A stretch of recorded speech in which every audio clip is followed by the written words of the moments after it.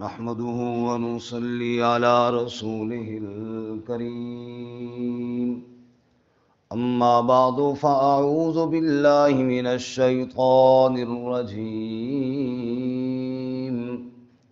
بسم الله الرحمن الرحيم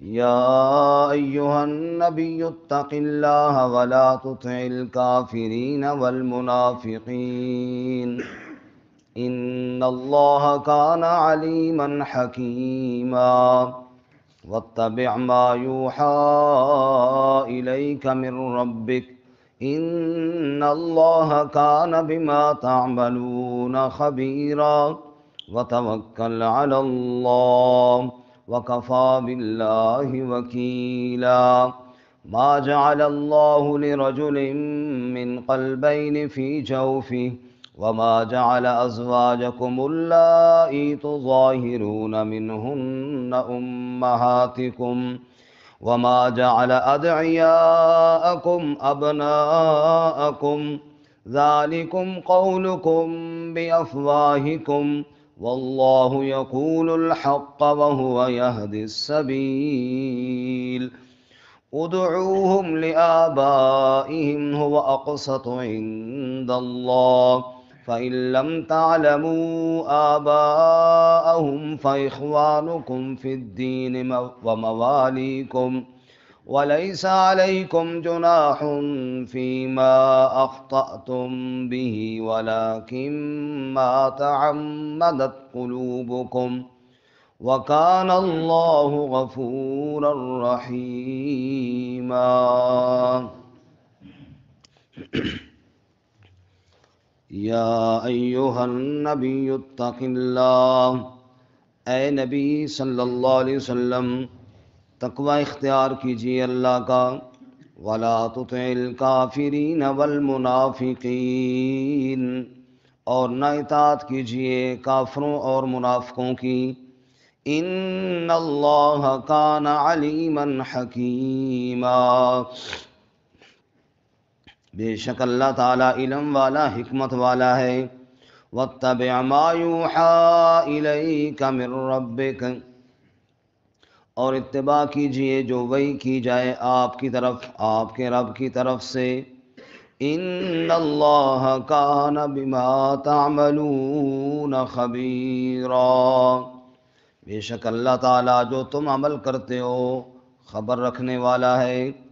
وتوکل علی اللہ، اور بھروسہ کیجیے اللہ پر، وکفی باللہ وکیلا، اور کافی ہے اللہ کارساز۔ ما جعل اللہ لرجل من قلبین فی جوفہ، نہیں بنایا اللہ نے کسی شخص کے لیے دو دل اس کے پہلو میں۔ وما جعل ازواجکم اللائی تظاہرون منہن امہاتکم، اور نہیں بنایا تمہاری بیویوں کو وہ بیویاں کہ تم زہار کرتے ہو ان سے تمہاری مائیں۔ وما جعل ادعیاءکم ابناءکم، اور نہیں بنایا تمہارے منہ بولے بیٹوں کو تمہارے حقیقی بیٹے۔ ذالکم قولکم بافواہکم، یہ بات تمہارے منہوں کی ہے۔ واللہ یقول الحق، اور اللہ تعالی حق کہتا ہے۔ وہو یہدی السبیل، اور وہ رہنمائی کرتا ہے سیدھی راہ کی طرف۔ ادعوہم لآبائہم، انہیں بلاؤ ان کے باپوں کے نام سے۔ وَأَقْسَطُ عِندَ اللَّهِ، وہ زیادہ انصاف والی بات ہے اللہ کے ہاں۔ فَإِن لَّمْ تَعْلَمُوا آبَاءَهُمْ، پس اگر تم نہ جانتے ہو ان کے باپوں کو، فَإِخْوَانُكُمْ فِي الدِّينِ وَمَوَالِيكُمْ، پس وہ بھائی ہیں تمہارے دین میں اور دوست ہیں تمہارے۔ وَلَيْسَ عَلَيْكُمْ جُنَاحٌ فِيمَا أَخْطَأْتُمْ بِهِ، اور نہیں تمہارے اوپر کوئی گناہ اس میں جو تم سے خطا ہوئی اس کے ساتھ۔ وَلَٰكِن مَّا تَعَمَّدَتْ قُلُوبُكُمْ، اور لیکن جو جان بوجھ کر تمہارے دل کریں۔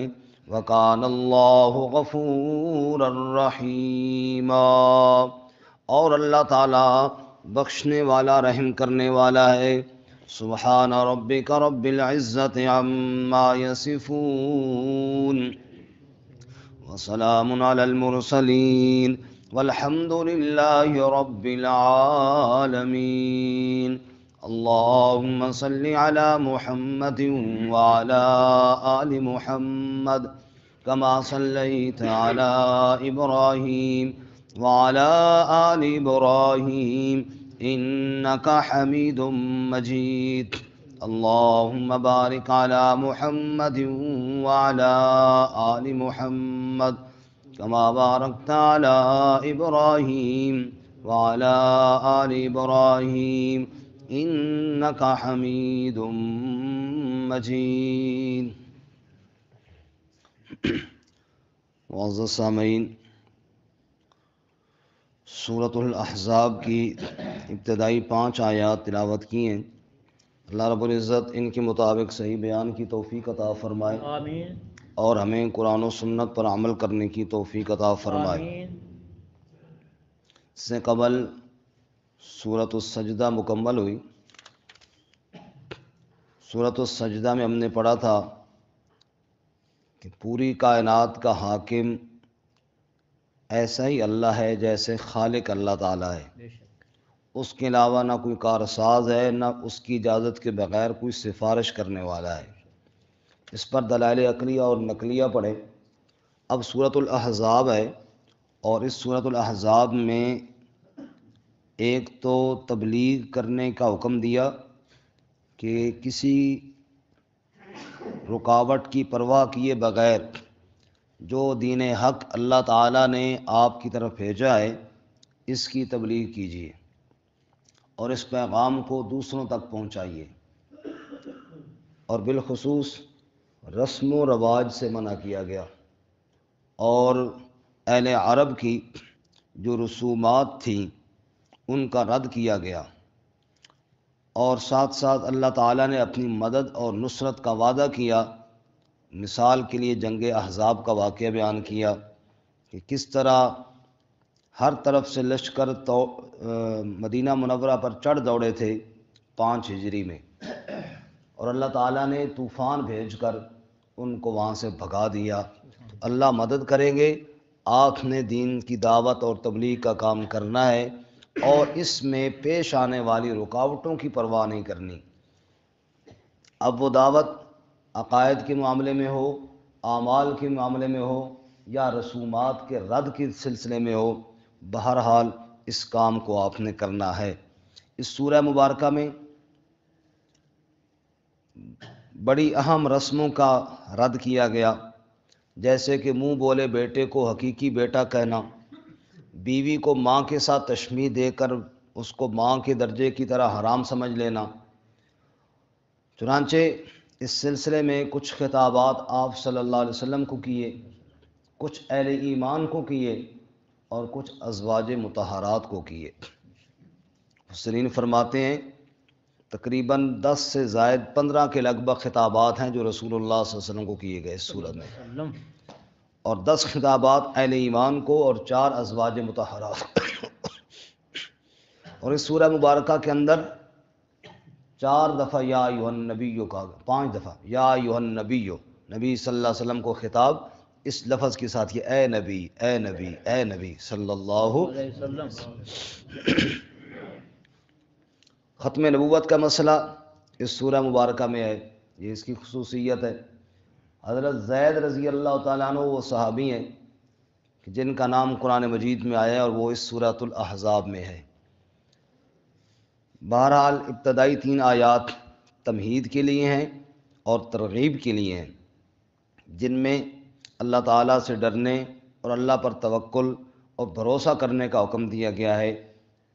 اصل میں صلح حدیبیہ کے بعد مشرکین کا ایک وفد رسول اللہ صلی اللہ علیہ وسلم کے پاس آیا تھا، اور انہوں نے آ کر آپ صلی اللہ علیہ وسلم سے بات کی کہ دیکھو، آپ ہمارے معبودوں کی نفی نہ کریں، اللہ کی عبادت بے شک کریں، یہ نہ کہیں کہ اللہ کے علاوہ کوئی الہ نہیں ہے، اللہ الہ ہے یہ کہتے رہے، اللہ کی عبادت کریں، تاکہ ہمارا تمہارا جھگڑا ختم ہو جائے۔ اس پر یہ آیتیں نازل ہوئیں، یا ایھا النبی اتق اللہ، اے نبی صلی اللہ علیہ وسلم اللہ سے ڈریں، ولا تطع الکافرین والمنافقین، اور کافروں اور منافقوں کی اطاعت، ان اللہ کان علیما حکیما، بے شک اللہ تعالیٰ علم والا حکمت والا ہے۔ علم والے اور حکمت والے کی بات کو چھوڑ کر کافروں اور منافقوں کی بات ماننے کی اجازت کوئی نہیں۔ واتبع ما یوحی الیک من ربک، اور اتباع کیجئے اس کلام کی جو وحی کیا گیا آپ کی طرف، من ربک، آپ کے رب کی طرف سے، ان اللہ کان بما تعملون خبیرا، بے شک اللہ تعالی جو تم عمل کرتے ہو اس کے ساتھ خبر رکھنے والا ہے۔ کافروں کی بات نہیں ماننی، منافقوں کی نہیں ماننی، جب نہیں مانیں گے تو وہ مخالف ہو جائیں گے، نقصان پہنچانے کی کوشش کریں گے، اس لیے آگے فرمایا وَتَوَکَّلْ عَلَى اللَّهِ، اور بھروسہ رکھیں کس ذات پر؟ اللہ۔ بھروسہ اللہ کی ذات پر رکھیے، وَكَفَى بِاللَّهِ وَكِيلًا، اور کافی ہے اللہ کارساز، تیرے سارے کام بنانے کے لیے اکیلا اللہ کافی ہے۔ سبحان اللہ۔ اللہ پر بھروسہ رکھیے اور ڈٹ جائے، نہ کافر آپ کا کچھ بگاڑ سکیں گے، نہ منافق آپ کا کچھ بگاڑ سکیں گے، کیونکہ نفع نقصان کا مالک صرف کون ہے؟ اللہ۔ رسول ساتھ حدیث سن لیجیے، رسول اللہ صلی اللہ علیہ وسلم نے فرمایا وَاعْلَمْ أَنَّ الْأُمَّةَ لَوْ اجْتَمَعَتْ عَلَىٰ أَن يَنفَعُوكَ، جان لیجئے ساری امت اکٹھی ہو جائے، پوری کائنات اکٹھی ہو جائے اس بات پر کہ وہ آپ کو نفع پہنچانا چاہیں، ہرگز نفع نہیں دے سکتے سوائے اس کے جو اللہ نے آپ کی قسمت میں لکھ دیا ہے، اور اگر سارے جمع ہو جائیں آپ کو نقصان پہنچانا چاہیں ہرگز نقصان نہیں پہنچا سکتے سوائے اس کے کتب اللہ علیہ کا، جو اللہ نے تیرے اوپر لکھ دیا ہے۔ رب نہ چاہے کوئی نقصان نہیں پہنچا سکتا، رب نہ چاہے کوئی فائدہ نہیں دے سکتا، نفع اور نقصان کا مالک صرف کون ہے؟ اللہ۔ ہمارے تبلیغ والے ساتھی نہیں کہتے اللہ کی ذات سے سب کچھ ہونے کا یقین، اور مخلوق سے اس کے حکم کے بغیر کچھ نہ ہونے کا یقین دلوں میں آ جائے، یہ یقین ہے کہ واقعی اللہ کے علاوہ کوئی کچھ نہیں کر سکتا، سب محتاج ہیں۔ اس نے فرمایا وَتَوَکَّلْ عَلَى اللَّهِ، بھروسہ اللہ کی ذات پر رکھیں، وَكَفَى بِاللَّهِ وَكِيلًا، کافی ہے اللہ تعالیٰ کارساز۔ اب آئیے ذرا تین باتیں ذہن میں رکھنا، بھروسہ کس پہ رکھنا ہے جی؟ اللہ۔ کیوں کہ دل ایک ہے، دل دو ہوتے تو چلو ایک اللہ کے لیے ہو جاتا ایک کسی اور کے لیے ہو جاتا، دل دو نہیں ہے، دل کیا ہے جی؟ ایک ہے۔ ایک دل میں ایک ذات پہ بھروسہ ہو سکتا ہے۔ ایسی جیسے منہ بولا بیٹا حقیقی بیٹا نہیں، بیوی کو کوئی آدمی ماں کے ساتھ تشمیہ دے تو وہ ماں نہیں، ایسی اللہ کے علاوہ کسی کو معبود کہہ دے وہ معبود نہیں۔ فرمایا ما جعل اللہ للرجل من قلبین فی جوفہ، اللہ تعالیٰ نے نہیں بنایا کسی شخص کے لیے دو دل، فی جوفی اس کے پیٹ میں، اس کے پہلو میں، کسی انسان کے سینے میں، پہلو میں، پیٹ میں دو دل نہیں بنائے۔ دل کتنے بنائے جی؟ ایک دل میں ایک اللہ کی ذات پر یقین ہونا چاہیے، کبھی ادھر بھی اور کبھی ادھر بھی، اس پر بھی یقین اور اس پر بھی یقین۔ پہلے آپ کو کئی دفعہ لطیفہ سنایا نا، ایک مسلمان تھا اور ایک غیر مسلم تھا، آپس میں بات چیت ہوئی، مسلمان نے کہا نفع نقصان دینے والی ذات اللہ کی ہے، اللہ ہی نقصان سے بچاتا ہے۔ غیر مسلم نے کہا نہیں جی بابا گرو نانک بچاتا ہے۔ کون بچاتا ہے؟ بابا گرو نانک۔ اب اس پر ان کا آپس میں تکرار ہو گیا، بحث ہو گئی۔ اس نے کہا ایسے کرتے ہیں چھت پہ یا پہاڑ پہ چڑھ کے چھلانگ مارتے ہیں، تو اللہ کو پکارے میں بابا گرو نانک کو پکاروں گا، پتہ چلتا ہے کون بچاتا ہے۔ اب بعض لوگوں کو نا چھلانگ مارنے کا وہ طریقہ بھی ہوتا ہے، اس کو شاید طریقہ آتا ہوگا، ٹھیک ہے جی۔ اب جناب چڑھ گئے چھت پر، اس نے چھلانگ لگانے سے پہلے کہا بابا گرو نانک صاحب خیال رکھو بچاؤ، پھر ماری چھلانگ، تو مسلمان کے ذہن میں تھا اس کی ہڈی پسلی ایک ہو جائے گی، لیکن اس کو تو کچھ نہ ہوا۔ اب مسلمان بیچارہ ڈر گیا کیونکہ یقین نہیں تھا نا پورا، اس نے کہا چل بھائی مسلمان تو چھلانگ مار۔ اب مسلمان بیچارہ کانپتے کانپتے چڑھ گیا وہاں پہ، چھلانگ لگانے لگا تو کہنے لگا یا اللہ تو ہی رب ہے، تو ہی مالک ہے، تو ہی بچانے والا ہے، مجھے بچائیو۔ اور بابا گرو نانک جی تھوڑا خیال تسی بھی رکھو، تھوڑا خیال، یہ والا ایمان نہیں چاہیے کہ اللہ تعالیٰ تم بھی بچائیں اور بابا جی تھوڑا سا خیال تسی بھی رکھو۔ فرمایا نہ، دو دل نہیں ہے، دل ایک ہے، دو دل ایک۔ وتوکل علی اللہ، بھروسہ صرف اللہ پہ رکھنا ہے بس، اللہ کے علاوہ کوئی کچھ بھی نہیں کر سکتا۔ تو شاہوں کو گدا کر دے، گدا کو بادشاہ کر دے، میرے اللہ تیری مرضی جدھر چاہے ادھر کر دے، کسی کو تاج سلطانی کسی کو در بدر کر دے، میرے اللہ تیری مرضی جدھر چاہے ادھر کر دے، اشارہ تیرا کافی ہے گھٹانے اور بڑھانے میں، اے اللہ بس تو ہی سب کچھ کرنے والا ہے۔ جو اللہ تعالیٰ یوسف کو کنویں سے نکال کر مصر کے تخت پر بٹھا سکتا ہے، آگ کے اندر خلیل اللہ کی حفاظت کر سکتا ہے، چھری کے نیچے ذبیح اللہ کو بچا سکتا ہے، جو اللہ تعالیٰ 313 بدر کے سپاہیوں کو 1000 کے لشکر پر فتح دے سکتا ہے، وہ اللہ میری حفاظت نہیں کر سکتا؟ اس لیے بھروسہ کس کی ذات پر بولو؟ فرمایا ما جعل اللہ لرجل من قلبین فی جوفی، کسی شخص کے پیٹ میں پہلو میں دو دل اللہ تعالیٰ نے نہیں بنائے، دل ایک اس لیے بنایا ہے اس ایک دل کے اندر یقین ہو تو صرف اللہ ہی کی ذات کا ہو، بس اس کے علاوہ کسی پر یقین نہ ہو۔ وما جعل ازواجکم اللائی تظاہرون منہن امہاتکم، اب آیا وہ مسئلہ جی، زہار کہتے ہیں بیوی کو کہنا انت علیہ کا ظہر امی، انت علیہ، ذرا یہ مسئلہ جو خاص کر مسائل ہوتے ہیں وہ بالکل جاگ کے سننے چاہیے، ایسا نہ ہو کہ بات کہ کیا ہو اور بندہ کچھ اور بنا کے پیش کر دے۔ ایک تو مسئلہ غلط ہو جائے گناہ الگ، دوسرا ساتھ میرے ذمہ بھی لگا دے جناب کو وہ اس طرح بتا رہا تھا۔ باقی جن ساتھی نے سونا ہوتا ہے وہ پہلے سائڈ پہ بیٹھتے ہیں، صابر صاحب کا گروپ تو ادھر ہے نا جی، جاگ رہے ہیں، لیکن مجھے تو نہیں پتہ نا، مجھ سے تو چھپ کے بیٹھا یہ سارا، نہیں وہ ٹھیک ہے، وہ ان کا پرمٹ بنا ہوا ہے، وہ کہتے ہیں بغیر پرمٹ کے کوئی جلوس، گورنمنٹ والے کہتے ہیں نا محرم میں بغیر پرمٹ کے کوئی جلوس نہیں نکالا جائے گا، جن کا پرمٹ بنا ہوا ہے ان کی تو اجازت ہے نا جی۔ فرمایا کہ زہار کیا ہے جی؟ آدمی بیوی سے کہے انت علیہ کا ظہر امی، تو مجھ پر ایسی ہے جیسے میری ماں کی پیٹھ ہے، یہ بیوی کو تشبیہ دے دی کس کے ساتھ؟ ماں کے ساتھ، یہ ہے زہار۔ سورۃ المجادلہ میں اس کا کفارہ انشاءاللہ ہم ابھی وہ بھی پڑھ لیتے ہیں۔ اس سے پہلے یہ اگر کوئی شخص اپنی بیوی کو زہار کے الفاظ کہہ دیتا، ماں کے ساتھ تشبیہ دے دیتا، تو وہ ہمیشہ کے لیے اس پر حرام ہو جاتی تھی، ہمیشہ کے لیے۔ تو عرب کے اندر یہ رواج تھا کہ اگر کوئی شخص کہہ دیتا نا بیوی کو، اپنے اوپر حرام کرنا چاہتا تو کہہ دیتا تو مجھ پر ایسے ہے جیسے میری ماں کی پشت، انت علیہ کا ظہر امی، یہ لفظ بول کر بیوی کو اپنے اوپر کیا کر لیتا تھا جی؟ حرام۔ اسلام نے تردید کی کہ اس طرح نہیں، بیوی کو ماں کا وہ ماں والا کیسے بن جاتی ہے؟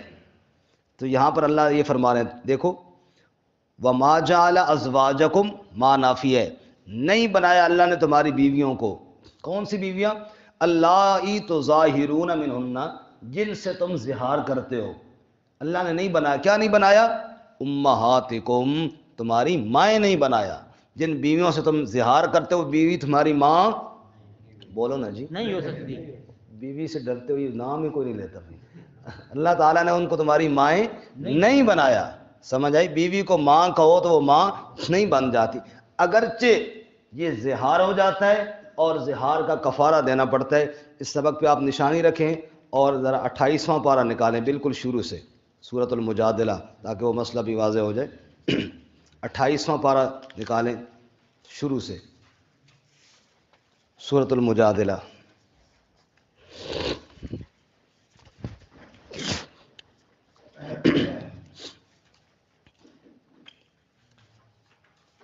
اٹھائیسویں پارے میں جو سورۃ المجادلہ ہے، آپ نے 27واں نکالا جی، ایک پر آگے جائیں تو 28ویں پارے میں جو سورۃ المجادلہ ہے، اس کی جو پہلی آیت ہے، پہلے اس کا شان نزول سمجھیے، پھر انشاءاللہ یہ آیتیں سمجھ میں آئے گی۔ ایک عورت ہیں حضرت خولہ بنت ثعلبہ رضی اللہ تعالی عنہ۔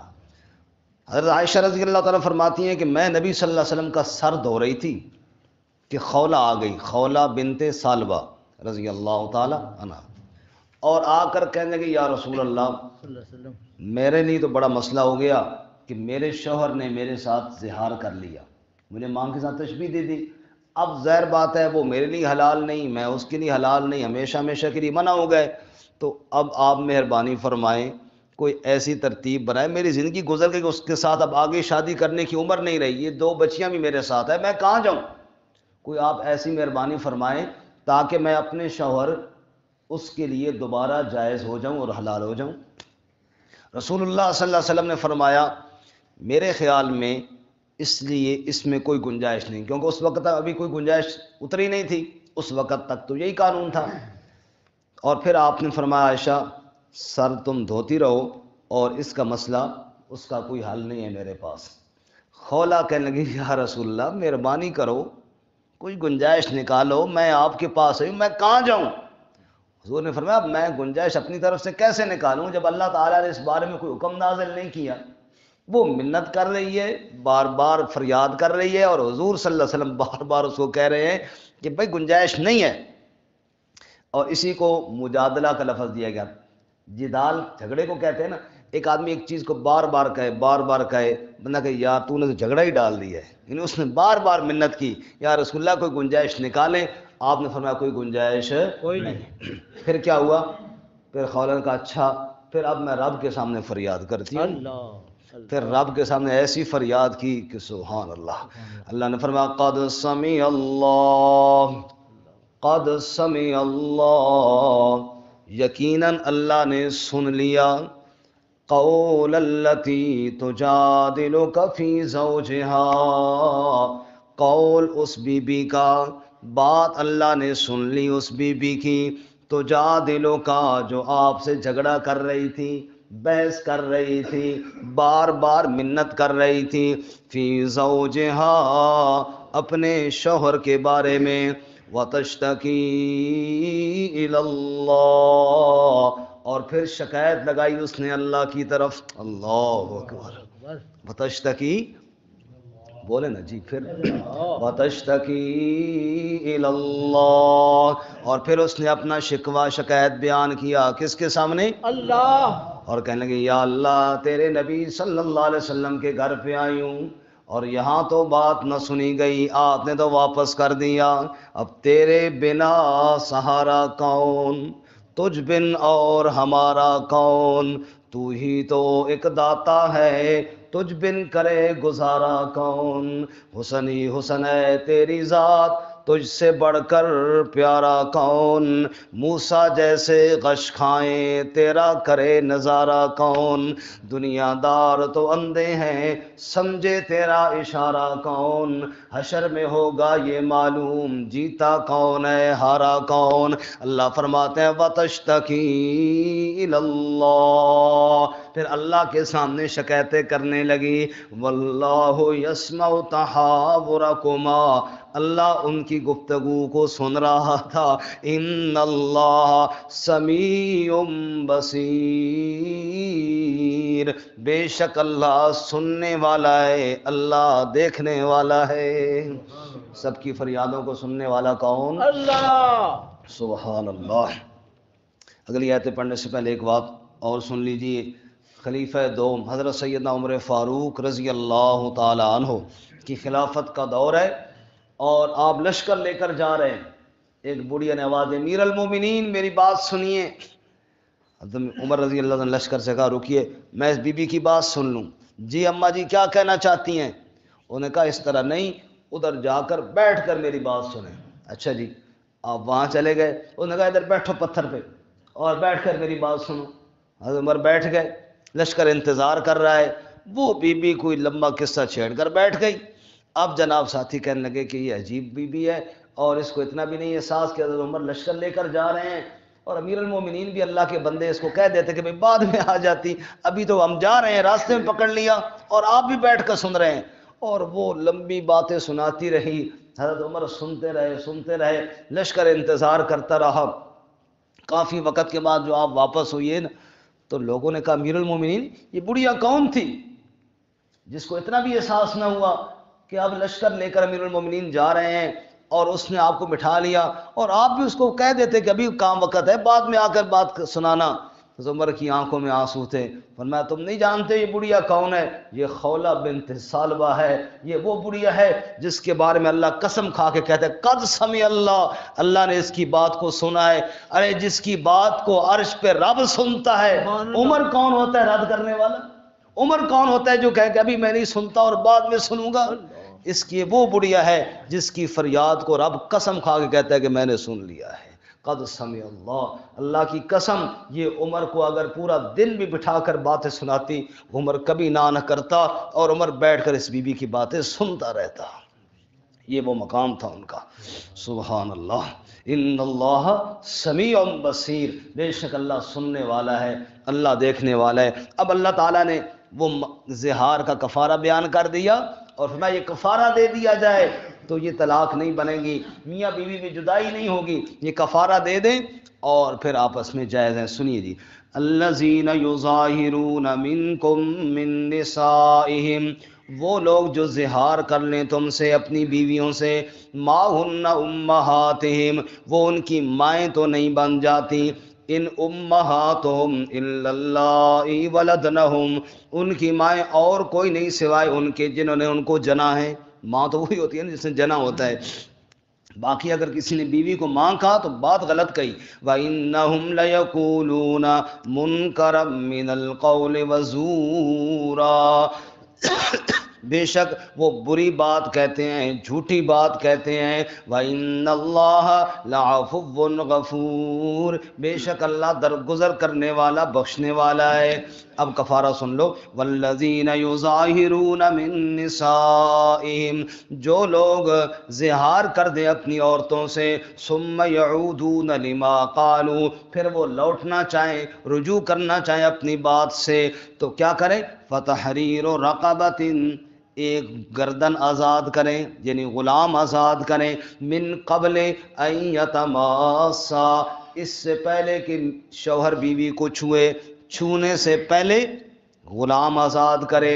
ذالکم توعظون بہ، یہ تم نصیحت کیے جاتے ہو اس کے ساتھ۔ واللہ بما تعملون خبیر، جو تم کرتے ہو اللہ خبر رکھنے والا ہے۔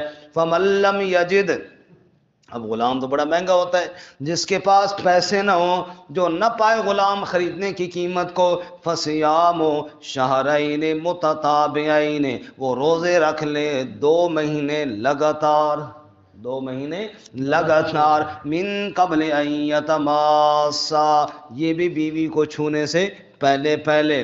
اب 2 مہینے لگاتار روزے رکھنا کوئی آسان کام تو نہیں ہے نا، ایک آدمی نہیں رکھ سکتا، وہ معذور ہے، کمزور ہے، وہ کیا کرے؟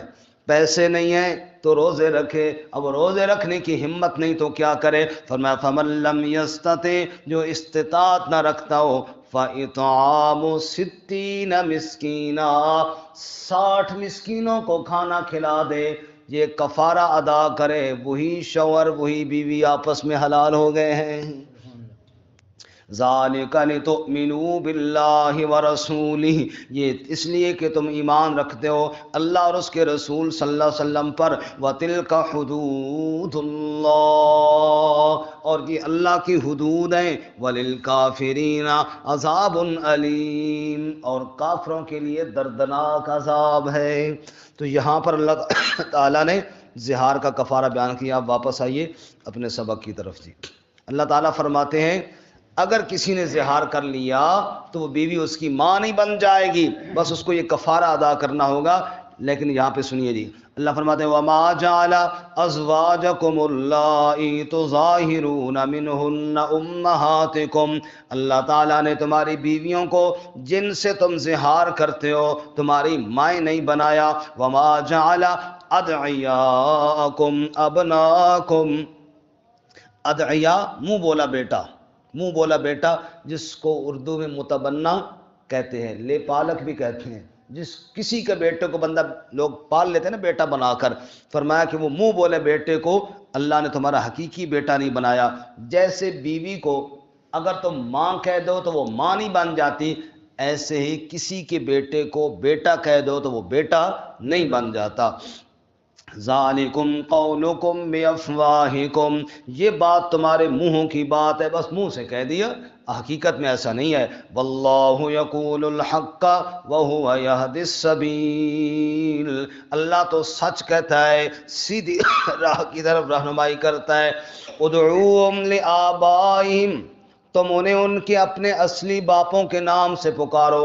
عرب کے اندر یہ رواج تھا نا، باپ کا نام بھی ساتھ بلاتے، جیسے عبداللہ بن عباس، عبداللہ بن عباس، عبداللہ بن عمر رضی اللہ تعالیٰ عنہم اجمعین، ایسے باپ کا نام لیا جاتا۔ تو اصل میں زید رضی اللہ عنہ کا واقعہ انشاءاللہ اسی صورت میں آگے تفصیل سے آ رہا ہے، ہم وہاں پر پڑھیں گے۔ زید رضی اللہ تعالیٰ عنہ کو غلام بنا کر ڈاکو نے اغوا کیا تھا، حضرت خدیجہ الکبریٰ رضی اللہ تعالیٰ عنہ نے خریدا تھا اور انہوں نے آپ صلی اللہ علیہ وسلم کو خدمت کے لیے دے دیا تھا۔ زید نبی پاک کی خدمت میں تھے، حضور اقدس صلی اللہ علیہ وسلم کے پاس رہے تو ظاہر بات ہے اس سے بڑی سعادت کیا تھی، والدین لینے کے لیے آئے تو زید نے کہا میں نبی پاک کو چھوڑ کے نہیں جانا چاہتا، تو حضور نے کہا زید میرا غلام نہیں، زید میرا بیٹا ہے، یہ ہے منہ بولا بیٹا۔ اصل میں تو حارث کے بیٹے تھے، حضور نے منہ بولا بیٹا بنا لیا۔ زید بڑے ہو گئے، زید کی شادی ہوئی تو لوگ کہتے تھے زید بن محمد صلی اللہ علیہ وسلم، زید محمد کا بیٹا ہے صلی اللہ علیہ وسلم، حالانکہ اصل میں تو زید بن حارث تھا۔ اس لیے اللہ تعالیٰ فرماتے ہیں ادعوہم لآبائہم، تم زید بن محمد نہ کہو بلکہ زید بن حارث کہو، ان کو اپنے اصلی باپ کے نام سے پکارو۔ ان کا واقعہ انشاءاللہ اسی صورت میں آگے آئے گا، ہم تفصیل سے وہاں پر پڑھیں گے۔ هو اقسط عند اللہ، یہ زیادہ انصاف والی بات ہے اللہ کے ہاں کہ اپنے اصلی باپ کے نام سے پکارا جائے۔ فَإِن لَّمْ تَعْلَمُوا آبَاءَهُمْ، اگر تم ان کے اصلی باپ کے نام کو جانتے ہی نہیں ہو، پتہ نہیں کوئی بندہ آیا پھٹک کے کہاں سے آ گیا، تو فَإِخْوَانُكُمْ فِي الدِّينِ وَمَوَالِيكُمْ، وہ تمہارے بھائی ہیں دین میں، اسلامی بھائی کہو، ایمان والا بھائی کہو، اور تمہارے دوست ہیں، ضروری اس کو بیٹا کہنا۔ وَلَيْسَ عَلَيْكُمْ جُنَاحٌ فِيمَا أَخْطَأْتُمْ بِهِ، اگر پہلے لا علمی میں کوئی ہو گئی غلطی کوئی حرج نہیں، فرمایا کوئی گناہ نہیں جس میں جو تم سے خطا ہو گئی، وَلَكِن مَّا تَعَمَّدَتْ قُلُوبُكُمْ، لیکن حکم سننے کے بعد پھر جان بوجھ کر اگر تمہارے دل گناہ کریں تو وہ گناہ ہوگا۔ وَكَانَ اللَّهُ غَفُورًا رَحِيمًا، اور اللہ تعالیٰ بخشنے والا رحم کرنے والا ہے۔ تو خلاصہ یہ نکلا بھروسہ اللہ کی ذات پر رکھنا ہے، اور اللہ تعالیٰ نے منہ بولے بیٹوں کو حقیقی بیٹا نہیں بنایا، اور بیوی کو ماں کے ساتھ تشبیہ دے تو وہ ماں نہیں بن جاتی۔ وآخر